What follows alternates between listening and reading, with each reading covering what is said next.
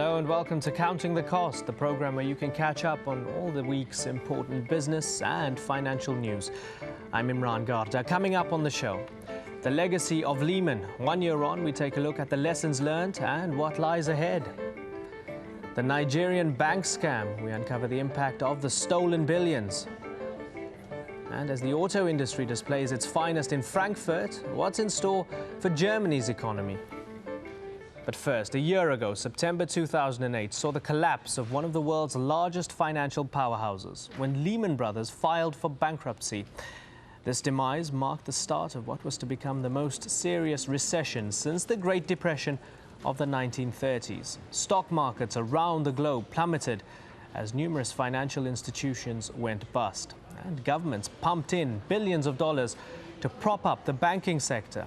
Well, these efforts seem to have yielded some success, with 3 of the G7 nations, France, Germany and Japan, slowly returning to growth earlier this year. Well, marking the anniversary of the Lehman collapse, US President Barack Obama issued Wall Street with a stern warning, urging that the lessons of the crisis must be learned. He said government bailouts would no longer be an option and big bonuses for banking executives must stop. But are his warnings sufficient to prevent another downturn? Or is there a more fundamental problem within the global economy? A problem in which the science of economics itself is at the center. Samar Shihat has been investigating. The collapse of Lehman Brothers provoked a cardiac arrest in financial markets that paralyzed the flow of credit, killing jobs, businesses and banks. And economists, who are the doctors of the economy, responsible for its health and well-being, are accused of failing to predict this economic trauma, of misdiagnosing its early symptoms, and even not knowing how to treat it. Economics has done a terrible job in explaining, well, in predicting the crisis and explaining it, because according to the dominant schools of economics, we shouldn't have had this crisis. And we shouldn't have had it because mainstream economic theory was hooked on one drug, market fundamentalism. They believed the market was the cure for all ills. So the prescription was always one of little or no regulation, particularly for financial markets, because it was believed that the market would always self-heal. So when house prices started rising, instead of this alerting us to a future crisis, it was seen as the market, the heart of the economy, simply correcting itself. By the time we realized what was happening, it was too late. And this failure to see the crisis coming is also in large part due to this. Economic theory decided to sacrifice reality for mathematical elegance. They reduced our lives to these beautiful equations. But in doing so, economists took away the sheer essence of what it means to be human, that we do make mistakes, that financial markets do crash, and that regulators can choose not to regulate. In fact, everything that happened in this financial crisis. The macroeconomic and monetary economics of the past 30 years was of no help to central banks, either in predicting and mitigating or preventing the onset of the crisis, or for that matter in responding to it once it happened. Actually, once the crisis happened and the banking system was in free fall, we looked at potential real economic disasters, all conventional economics went out of the window, and people used common sense, sort of when in doubt, shovel it out, right? And central banks just provided infinite liquidity to anybody who needed it and to quite a few who didn't need it. That's not hard. It should come as no surprise then that the economist credited with resuscitating the global economy with no-nonsense practical treatment died 63 years ago. And guess what? His work didn't have a single equation. Just like economic language, economics has to relate to problems and aspirations in the real world. And if it's divorced from that, then we're really heading for disaster. Our whole civilization is heading for disaster. Let's hope that economic theory takes a much-needed dose of reality. Otherwise, it will steer us towards yet another trauma.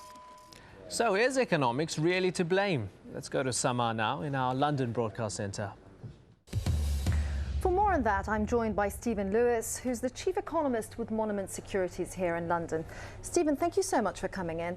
Do you think the economics profession will now learn to change? Perhaps one or two members of the profession will take an interest in what's occurred, but I think the main body will carry on in the old way because that's all they know.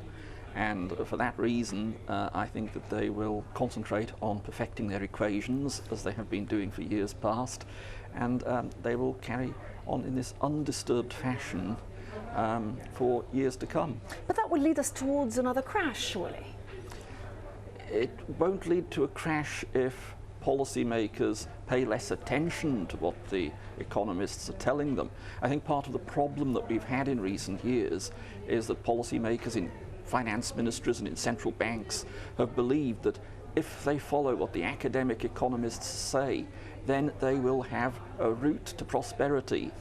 And what the episode recently has shown is that that isn't necessarily the case. Now, you spoke about the route to prosperity. I mean, banks, with the huge payouts they're giving their staff on bonuses, I mean, that's their route to prosperity. Have they learnt anything? I mean, it doesn't look like it, does it? I think the banks have learned to take a lower profile. I think they'll try to avoid the kind of publicity that they were attracting 2 or 3 years ago when they boasted of the payments that they were receiving. That's much less likely to occur in future because it attracts a lot of political opprobrium. But ultimately, do you think they will change the way they do business? I don't think that they will change, and indeed the policies that the central banks are pursuing at the moment are designed to enable the banks to continue business as it has been done in recent years. The emphasis has been on getting the securitized markets going again. The originate to distribute model, which was at the root of the mortgage crisis, they've got that going again in the United States. Now, we've had President Obama this week coming out and in many ways reading the Riot Act to banks, saying we will not bail you out again. Should we believe him? I don't think we should believe him. I don't think the banks will believe him either, because they know that they are too big to fail if... Now, by too big to fail, what do you mean by that? That if one of them were allowed to fail, one of these large banks, then it would cause so much economic damage that the government would not be able to contemplate such a development, and so it would step in and rescue that bank. And in many ways, wouldn't you say that governments have made this even more of a problem? Because, you know, we've had Bank of America buying out Merrill Lynch, so they've become even bigger banks. Yes, we've had some of the middle-ranking banks falling by the wayside.